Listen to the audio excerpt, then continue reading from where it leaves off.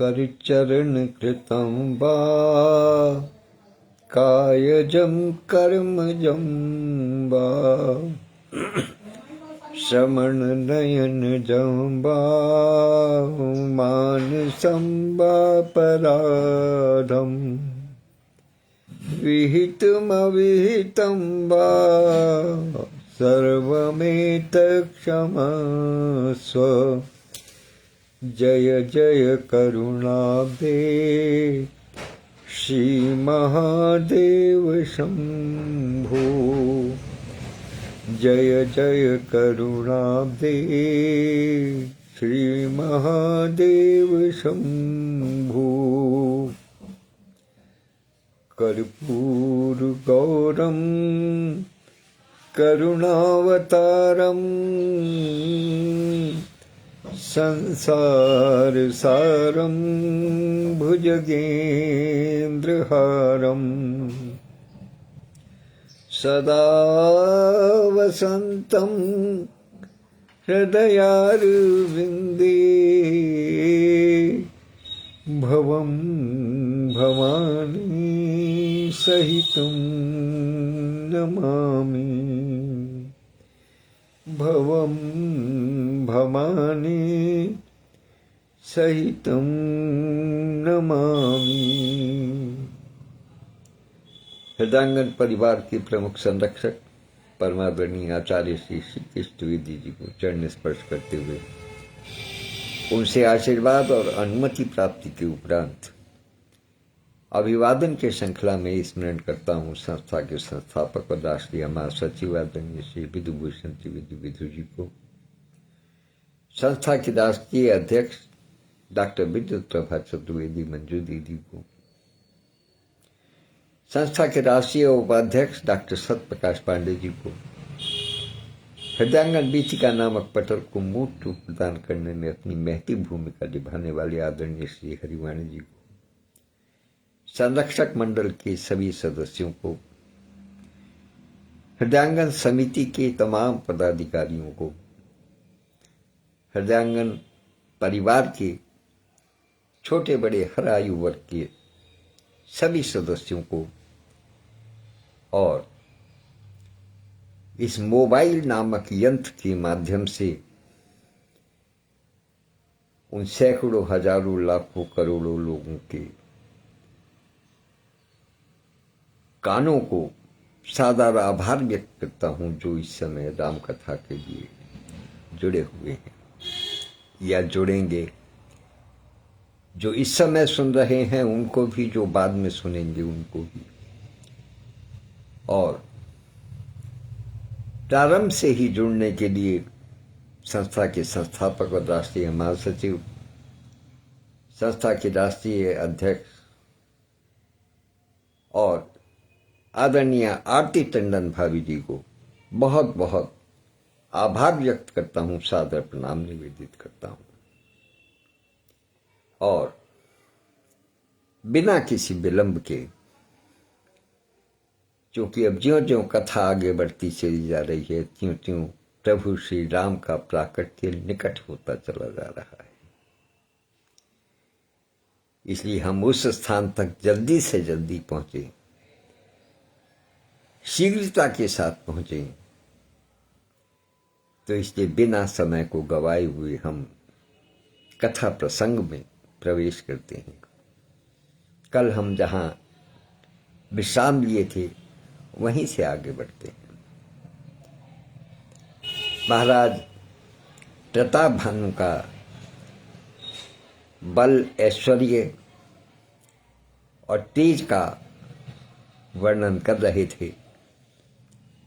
वो समस्त पृथ्वी पर घूम घूम करके सब राजाओं को अपने अधीन कर रहे थे चतुरंगिणी सेना के साथ में। तब वो वहां से पूरी पृथ्वी को जीत कर अपने घर आते हैं। तो वहां हमने कल विश्राम लिया था। तो सबस विश्व करी बाहुबल निजपुर कीन प्रवेश, अर्थ धर्म कामादि सुख सेवई समय नरेश। अपने वर्ष में 100 वर्ष में पूरे विश्व को करके अर्थात चक्रवर्ती बनने के बाद में वो अपने नगर में प्रवेश करते हैं और नगर में प्रवेश करने के बाद में वो अपनी धर्म नीति वेदों में जिस प्रकार से वर्णित है, राजा के जो धर्म है, राजा की जो नीति होनी चाहिए, राजा के जो विचार होने चाहिए, उसके जो कर्तव्य होने चाहिए, उसके अनुसार वो अपनी प्रजा का पालन पोषण करते हैं। उस प्रजा के पालन पोषण करने के अंतर्गत वे अपने राज्य में स्थान स्थान पर धर्मशालाएं खुलवाते हैं, मंदिरों का निर्माण कराते हैं, तालाब बनवाते हैं और अनेकों यात्रियों की सुख सुविधाओं के लिए बाग, उपवन, वाटिका सबको स्थान देते हैं, सबकी स्थापना करते हैं ताकि प्रजा को किसी भी प्रकार का कोई कष्ट न हो, और अभयारण्य की भी व्यवस्था करते हैं कि ताकि वन्य जीवों को भी किसी प्रकार का कोई कष्ट न हो। अर्थात पृथ्वी पर हर प्रकार के जीवों के लिए उनकी सर्वांगीण सुविधा का, स्वास्थ्य का ध्यान रखते हुए वो हर प्रकार से तन मन धन से लग करके सेवा करते हैं, प्रजा के अपने पुत्रों की भांति, अपने संतान की भांति सेवा करते हैं। और क्या करते हैं कि जह लगी कहे पुराण श्रुति, एक एक सब जाग, बार सहस्र सहस नप किए सहित अनुराग। कि वेदों और पुराणों में जितने प्रकार के यज्ञ कहे गए हैं, जितने प्रकार के यज्ञ कहे गए हैं, राजसूय यज्ञ हो कि अश्वमेध यज्ञ हो, जितने प्रकार के भी यज्ञ कहे गए हैं, उन सबको राजा ने एक एक करके, यानी कोई भी यज्ञ छोड़ा नहीं है और कोई भी यज्ञ ऐसा नहीं है जिसको कि सहस्रों बार यानी हजारों बार उन्होंने नहीं किया। अर्थात वो हमेशा किसी न किसी यज्ञ में तल्लीन रहते थे। और उसके पीछे कारण क्या था? उसके पीछे कारण विशेष था। कहते हैं कि मनुष्य कभी कभी परिस्थितियों वश भोजन नहीं कर पाता है। एक आपको बहुत ही रोचक बात बताता हूं, आप मन में विचार करके देखिएगा। कभी कभी ऐसी होती है परिस्थिति, किसी काम की भागदौड़ में या किसी काम की व्यस्तता के कारण हम भोजन नहीं कर पाते हैं, समय नहीं मिल पाता, समय नहीं निकाल पाते हैं भोजन करने का,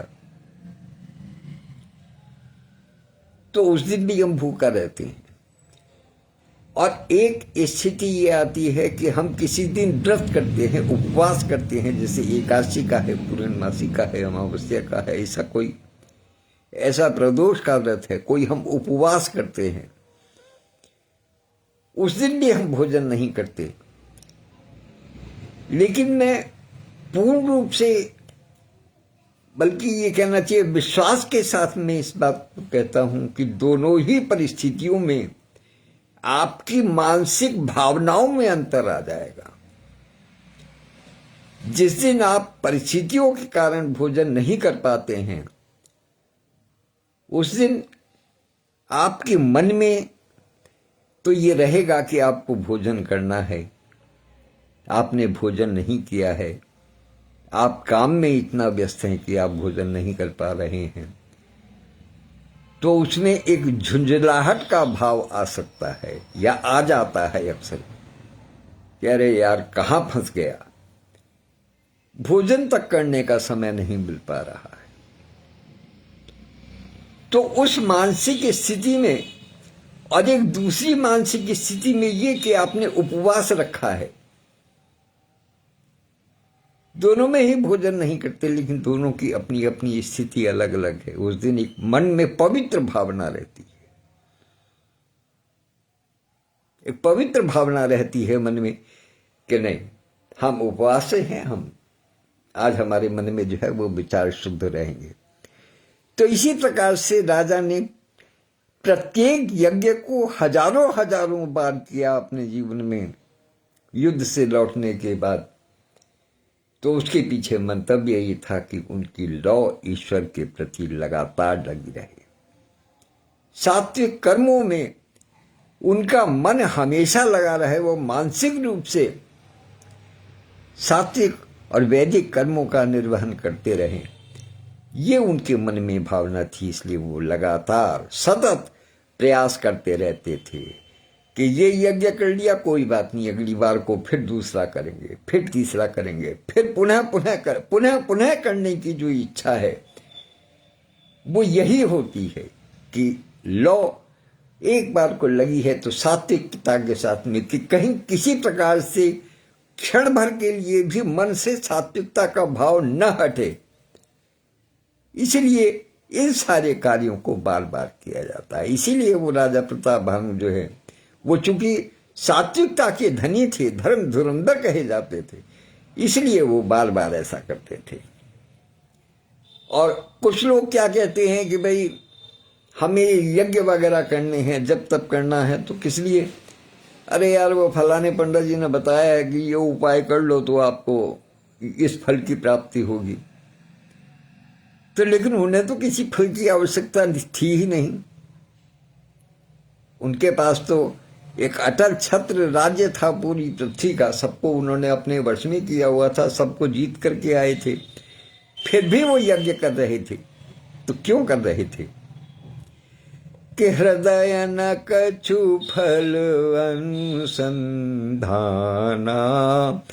भूप विवेकी परम सुजाना, करई जे धर्म करम मन बानी, वासुदेव अर्पित नव ज्ञानी, वासुदेव अर्पित नृप ज्ञानी। इसी बीच सुषमा सोती जी, अंकित सोती और भाई राजेश दुबे, अल्हड़ और सरदार जी उपस्थित हो गए हैं। इन सबकी उपस्थिति को सादर निवेदन आभार व्यक्त करता हूं कि हृदय न कछु फल अनुसंधाना।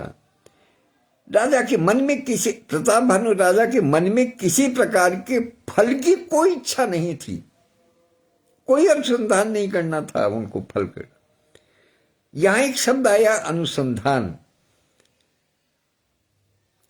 आपको स्मरण करा करके चलता हूं, आगे के सूत्र से जोड़ता हूं कि विश्वामित्र जो यज्ञ कर रहे थे, जिसकी रक्षार्थ राम और लक्ष्मण को लेकर के गए थे, उस यज्ञ में भी क्या था, वो यज्ञ के माध्यम से नवीन शस्त्रों का अनुसंधान कर रहे थे। तो शस्त्र यज्ञों के माध्यम से पहले अनुसंधान हुआ करते थे, यानी एक प्रकार से ये वैज्ञानिक प्रक्रिया थी, जिसको हम आजकल विज्ञान कहते हैं। तो वो एक वैज्ञानिक प्रक्रिया थी कि नए नए शोध किए जाते थे, नवीन प्रकार के शोध किए जाते थे। तो इस प्रकार से कहते हैं कि उन्हें किसी फल के, किसी अनुसंधान किए हुए फल की आशा नहीं थी मन में कि कुछ और किए। तो भूप विवेकी परम सुजाना, राजा बहुत ही बुद्धिमान और ज्ञानी था, उसके मन में किसी प्रकार की किसी फल की इच्छा नहीं थी। वह ज्ञानी राजा कर्म, मन और वाणी से जो कुछ भी धर्म करता था, जो भी कुछ कार्य करते थे, वो क्या करते थे कि त्वदीय वस्तु गोविंदम तुभ्यमेव समर्पयि, ग्रहण समभूभूत्या प्रसीदय परमेश्वर, कि हे ईश्वर, मेरे पास जो भी कुछ है, जो भी कुछ मुझे प्राप्त है, वो सब आपका है, इसलिए आप ही को समर्पित कर रहा हूं। हे प्रभु, हे वासुदेव श्री कृष्ण, उसको एक निमित्त मान करके मेरे से उस प्रसाद को ग्रहण कीजिएगा। तो वही स्थिति उन राजा की थी कि वो जो यज्ञ आदि जो करते थे, उसके सारे के पुण्य को, सब कुछ को उठा करके वो श्री कृष्ण को अर्पण कर देते थे कि हे प्रभु, वो सब आपके लिए है, सब आपको अर्पित करता हूं। तो ऐसे राज्य करते करते क्या हुआ कि चढ़े बर बाज बार एक राजा, मृगया कर सब साजी समाजा, विंध्याचल गभीर बन गयऊ, मृग पुनीत बहु मारत भयहु। एक बार वो राजा बहुत ही अपने अच्छे और सुंदर और सुगर घोड़े पर सवार होकर के शिकार का सब सामान सजा करके विंध्याचल के घने जंगलों में चले गए। वहां उन्होंने बहुत से उत्तम हिरणों का श्रृंगार किया।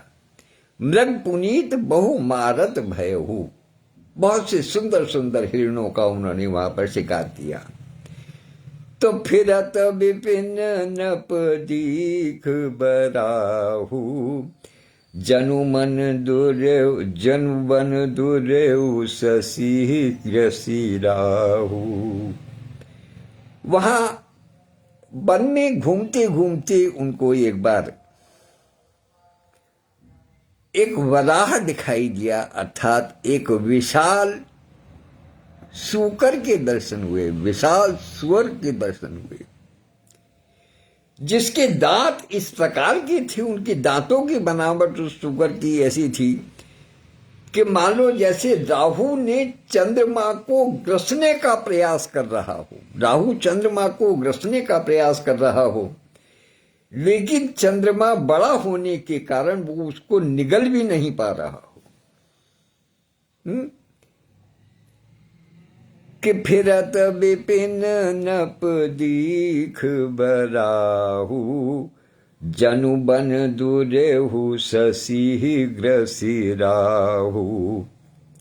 और बड़ विदु नहीं समात मुख माही, मनहु क्रोध बस उगिलत नाही। कि वो उसके बस में नहीं आ रहा है, इसलिए वो उसको निगल नहीं पा रहा है, निगल पाने में भी वो समर्थ नहीं है, और क्रोध के कारण उसको छोड़ भी नहीं रहा है। ऐसा भी नहीं है कि उसको क्रोध आ जाए कि भाई मैं इसको नहीं निगल पा रहा हूं तो उसको उगल दूं, वो भी स्थिति उसकी नहीं है, वैसा भी नहीं है। तो कोल कराल दसन छवि गाई, तनु विशाल पीवर अधिकाई। घुरु घुरात है आरो पाए, चकित बिलोकत क्या कान उठाए। चकित बिलोकत कान उठाए। वहां पर उधर तो राजा जो है वो शूकर के दांतों की शोभा को देखने में व्यस्त था। राजा क्या देख रहे हैं? राजा देख रहे हैं कि वो जो शूकर है, वो जो सुअर है, उसके दांतों की शोभा को देखने में व्यस्त है, और उसका विशाल शरीर इतना मोटा है, शरीर उनका इतना विशाल है कि वो मानो उस राजा ने पहली बार इतना विशाल सुअर देखा हो। मुझे यहां अभी आभास नहीं हो पा रहा है क्योंकि नाम नहीं आ रहा है, लेकिन यदि मैं देख पा रहा हूं, जो मुझे चित्र दिखाई दे रहा है उसमें लगता है कि बहन क्या नाम है, देहरादून वाली बहन नेह जी जो हैं, कविता बिष्ट नेह जी, वो यहाँ उपस्थित हैं। उनकी मुझे छवि नजर आ रही है, और आदरणीय डॉक्टर इंदिरा गुप्ता यथार्थ दीदी अभी अभी उपस्थित हुई हैं। उन दोनों बहनों का सादर प्रणाम निवेदित करता हूं, दोनों बहनों को आभार व्यक्त करता हूं उपस्थित होने के लिए। तो राजा उस विशाल काय सूअर की शोभा देखने में व्यस्त हैं, उसको देखते हैं, और क्योंकि वो एक ऐसे प्रदेश में पहुंच गए थे, वन के ऐसे प्रदेश में पहुंच गए थे जहां की दुर्लभ जानवर मिलते थे, दुर्लभ पशु मिलते थे। तो इसलिए वो विशालकाय सुअर ने जब घोड़े की टापों को सुना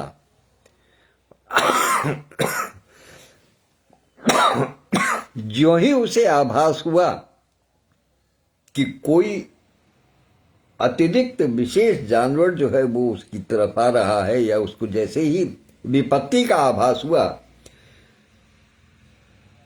तो घुरघुरात है आरोप पाए।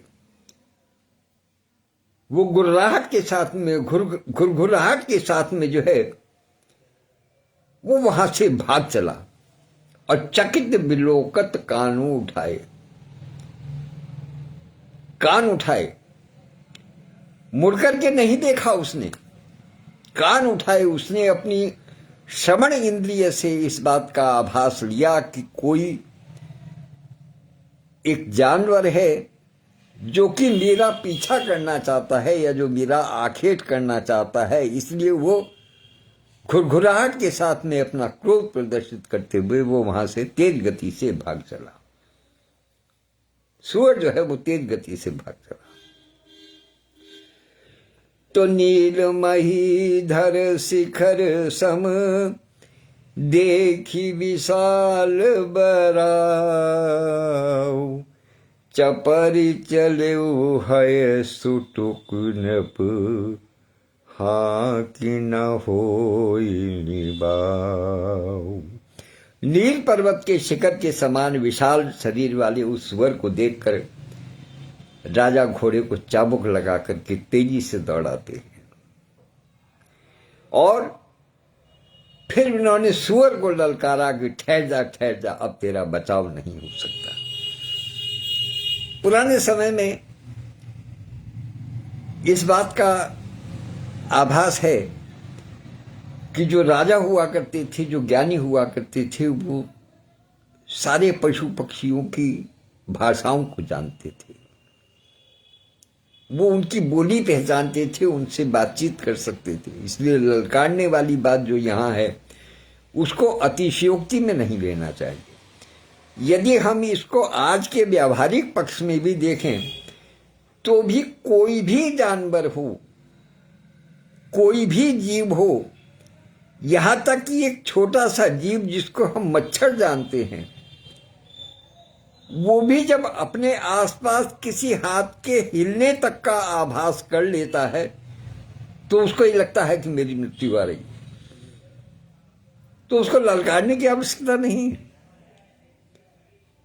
तो इस प्रकार से जो बड़ा जीव है, जिसको बड़े सूअर की भांति जिसको कहा है, जो बड़ा सूअर है, उसको तो उसने जब अपने कान खड़े करके सुन लिया तो उसको तो आभास हो गया कि मतलब ये कोई मेरे लिए विपत्ति खड़े होने वाली बात है। और वो जब तेजी से भागा तो राजा ने भी अपना घोड़ा उसके पीछे दौड़ा दिया। अब दृश्य का अवलोकन कीजिएगा कि वो विशाल काय सूकर आगे आगे है और राजा प्रताप भानु अपने घोड़े पर, अपने सुंदर और तेज तर्रार घोड़े पर पीछे पीछे उसका पीछा कर रहे हैं। तो आवत देखी अधिक रव बाजी, चले बराह मरुत गति भाजी, चले बराह मरुत गति भाजी। तुरत कीन नप सर संधाना, मही मिल गयो बिलोकत बाना, मही गिरी मही मिल गयो बिलोकत बाना। अपनी तरफ से अधिक शब्द करते हुए घोड़े को आता देखकर सूकर जो है वो चले बराह मरुत गति भाजी, वो हवा की गति को भी पछाड़ता हुआ, अर्थात इतनी तीव्र गति से भागा है कि वो हाथ नहीं आता है। हवा की, वायु की गति को, पवन की गति को भी पछाड़ते हुए जो है वो वराह भागता है आगे आगे। तो तुरत कीन नप सर संधाना, मही मिल गया बिलोकत बाना। यहां इसकी एक भाषा की सुंदरता देखिए कि जैसे ही राजा ने अपना सर संधान किया अर्थात तीर चलाया उस पर, तो मही मिली गयो बिलोकत बाना। वो सूकर पृथ्वी में इस प्रकार से मिल गया कि उसका दिखाई देना ही बंद हो गया। वो दिखाई नहीं दिया, अर्थात इतनी तेज गति से वो भागा और वो पृथ्वी में ऐसे ही मिल गया। पृथ्वी में मिलने का सेंस ये है कि वो विलीन हो गया, वो दृष्टि से ओझल हो गया, वो दिखाई नहीं दिया फिर उनको। और वो तीर उनका जो उन्होंने संधान किया था वो व्यर्थ हो गया।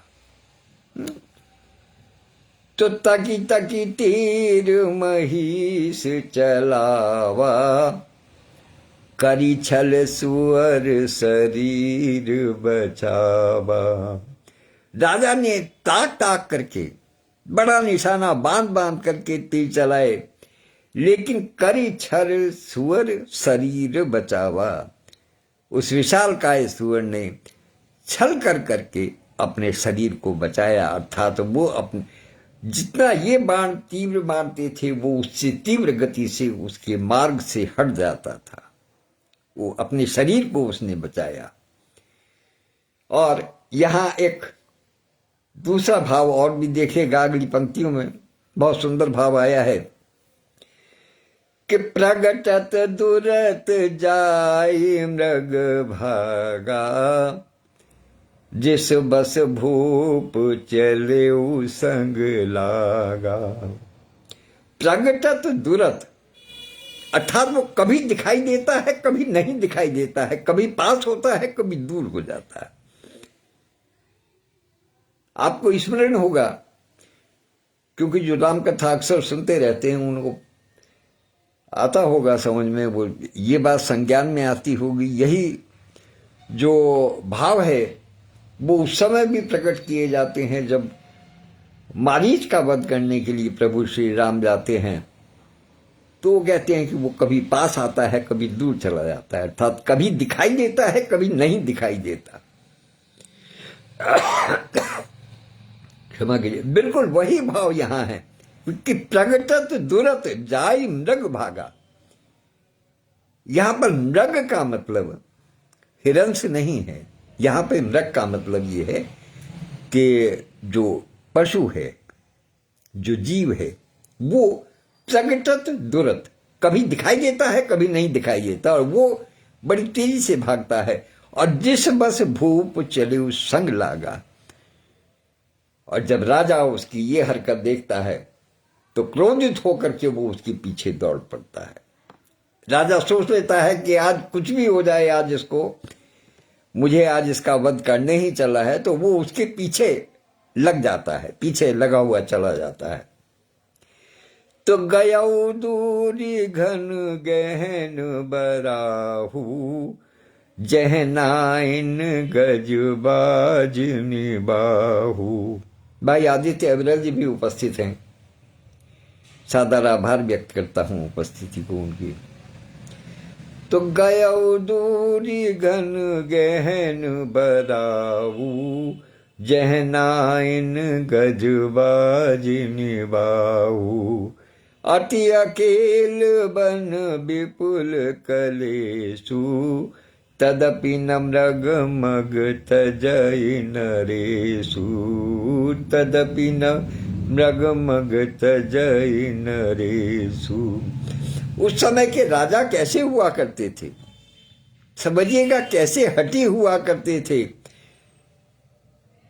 एक तो राजा हटी होना स्वाभाविक है, और दूसरा जिस समय शिकार की मुद्रा में आ जाते थे, जब शिकारी हुआ करते थे, तब तो एक जिद हो जाया करती थी, क्रोध चढ़ जाया करता था कि नहीं अब मुझे इसका वध करना ही करना है। तो ऐसी स्थिति में जब वो बस से बचाते वो सुअर भाग रहा है, तो गयो दूर घन गहन बराहु, वो बहुत दूर एक घने जंगल में चला गया। उनसे बसते बसते बहुत दूर घने जंगल में चला गया।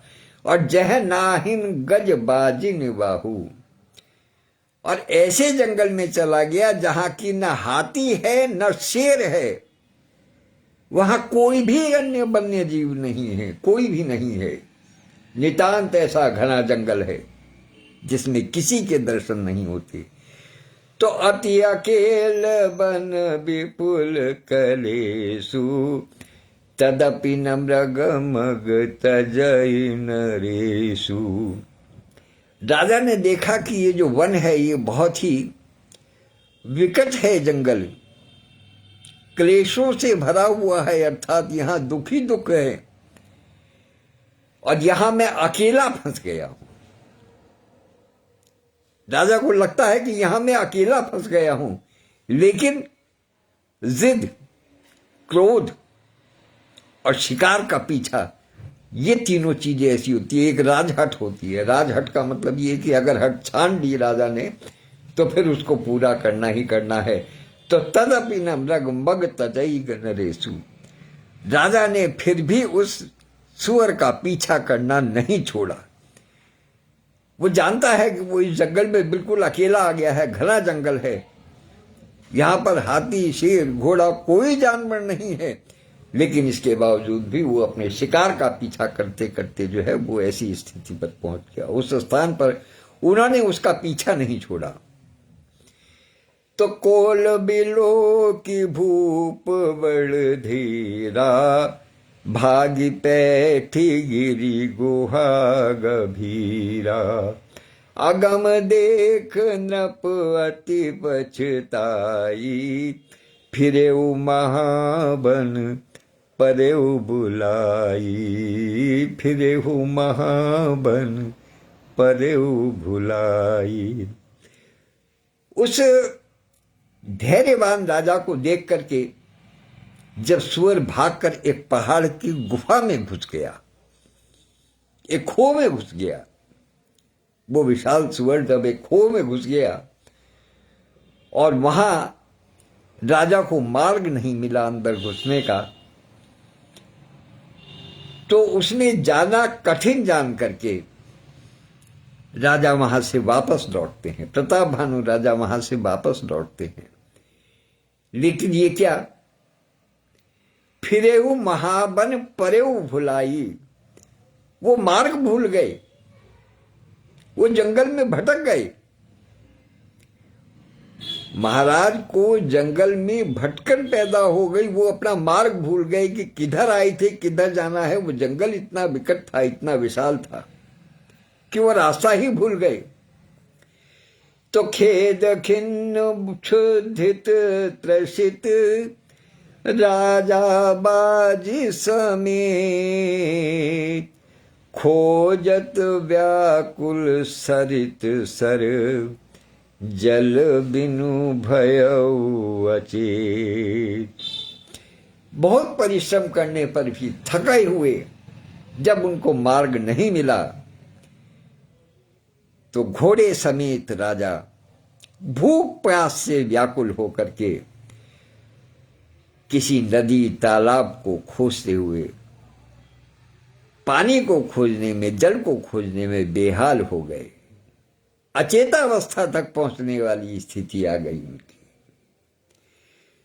तब फिरत विपिन आश्रम एक देखा, तह नप नप तह बस नपति कपट मुनि देखा, तासु देश नपलीन छड़ाई, समर सेन तजी गयउ पराई।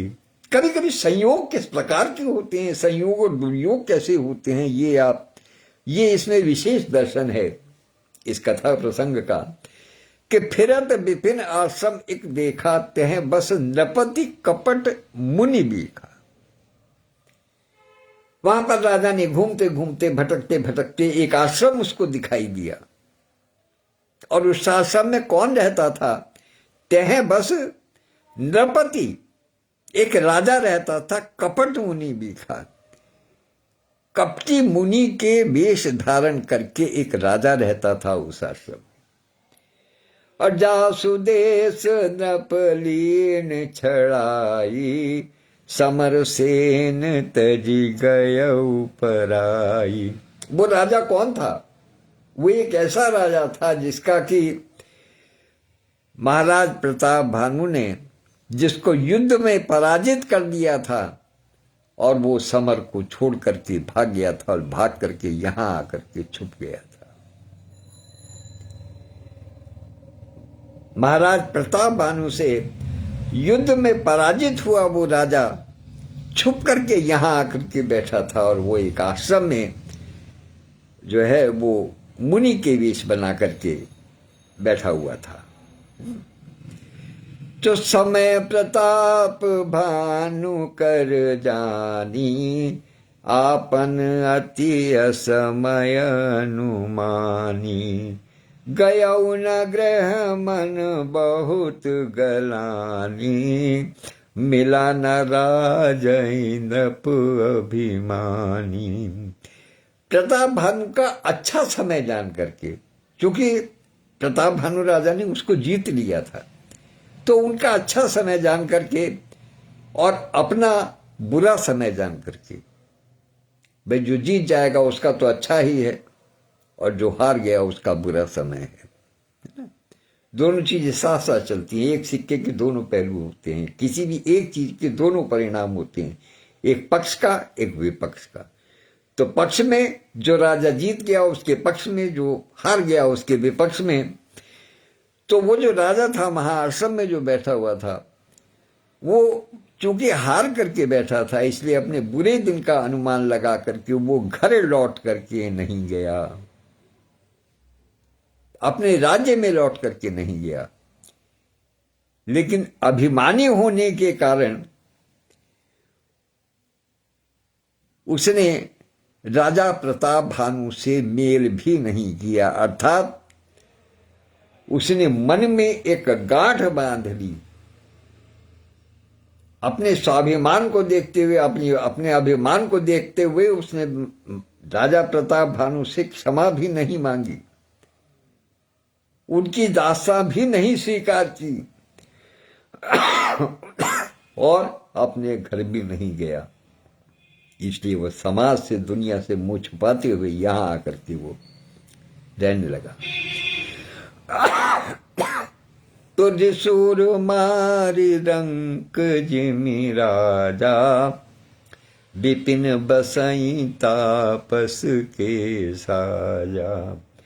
तासु समीप गवन नृप कीना, यह प्रताप रवि तेहि तब चीना। दरिद्र की भांति मन ही मन क्रोध को मार करके वह राजा उस आश्रम में रहता था, तपस्वी के बीच में रहता था। जब राजा प्रताप भानु, जो कि शिकार का पीछा करते करते मार्ग भटक गया था, भूख और प्यास से बेकल था, वो स्वयं भी और उसका घोड़ा भी, तब वो प्रताप भानु उस आश्रम पर पहुंचा, उसी आश्रम पर पहुंचा जहां वो उनसे हारा हुआ राजा रहता। अब एक हारे हुए की स्थिति देखिएगा और कपटी वेश देखिएगा। कपट वेश में था चूंकि मुनि के, और इनको कुछ होश नहीं थी, ये एक प्रकार से अचेतावस्था में थे, क्योंकि भूख और प्यास से व्याकुल थे, तो लिहाजा ये नहीं पहचान पाए।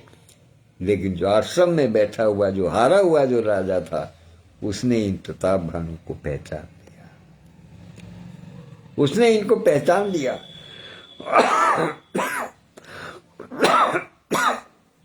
तो राव त्रसित नहीं सो पहचाना, देखि सुबेशु महामुनि जाना। भूख प्यास से व्याकुल राजा ने, प्रताप भानु ने उसको नहीं पहचाना और देख सुबेशु महामुनि जाना, और उनको एक मुनि के वेश में जान करके परम तपस्वी के रूप में माना। तो उतरी तुरक ते कीन प्रणामा, परम चतुर न कहे निज नामा। उन्होंने घोड़े से उतर करके तुरंत उनको प्रणाम किया, और जैसे कि पुरानी परंपरा थी कि जब किसी को प्रणाम किया जाता था तो अपने कुल वंश गोत्र का नाम और अपना नाम, अपने पिता का नाम, अर्थात अपना पूरा परिचय देकर के तब प्रणाम किया जाता था। लेकिन